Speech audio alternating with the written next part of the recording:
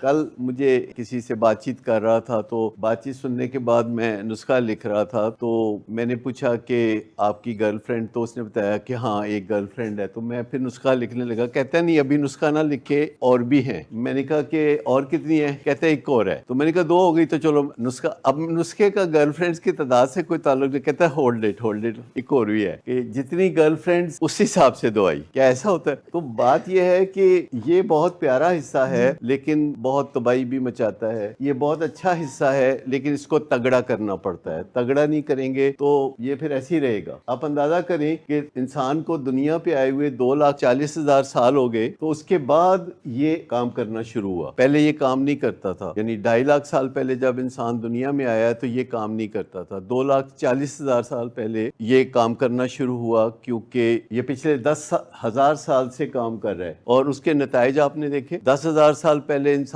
جنگل کے زمانے میں رہتا تھا، کوئی روزگار نہیں تھا، کوئی گھر نہیں تھا، کوئی گھاٹ نہیں تھا، کوئی کھانے پینے کا انتظام نہیں تھا۔ تو جب یہ ایکٹیو ہوا 10,000 سال پہلے، تو پہلا کام انسان نے کیا کہ الکوہل ایجاد کی، جسٹ امیجن، یعنی ڈسکور کی۔ اسے پتا چلا کہیں زمین میں کوئی پھل تھے جو آدھے زمین میں تھے، آدھے زمین سے باہر تھے، اور اس کو بھوک لگی تھی اور کچھ کھانے کو نہیں تھا، تو اس نے وہ انگور کھا لیے، اور وہ جو انگور تھے ان میں شراب بن چکی تھی۔ تو مطلب کہنے کا یہ ہے کہ جس طرح سائنس بیان کرتی ہے کہ پہلے یہ ایکٹیو نہیں تھا، اور ابھی بھی تمام ممالز میں یہ ایکٹیو نہیں ہے۔ اٹ از دیئر، دیکھنے میں نظر آتا ہے، اجازت نہیں ہے، لاک ہو سکتا ہے کہ کوئی اور آنے والے وقت میں کسی دن ہماری گائے آ کے ہم سے بات کرے۔ یہ جو ہے نا، میں آپ کو بتاؤں کہ یہاں اور یہاں سے مل کے زندگی بنتی ہے خوبصورت، اور اس کو ہائی جیک کرنے کی بجائے اس کو روشن کرنے کی ضرورت ہوتی ہے۔ اور اگر آپ چاہیں تو اپنے برین سکینز کرا کے آپ دیکھ سکتے ہیں کہ آپ کے یہاں کتنی ایکٹیویٹی ہے اور آپ کے یہاں کتنی ایکٹیویٹی ہے۔ آپ ایسے برین سکینز کرا سکتے ہیں جس سے کہ آپ کو پتہ چلے کہ آپ کے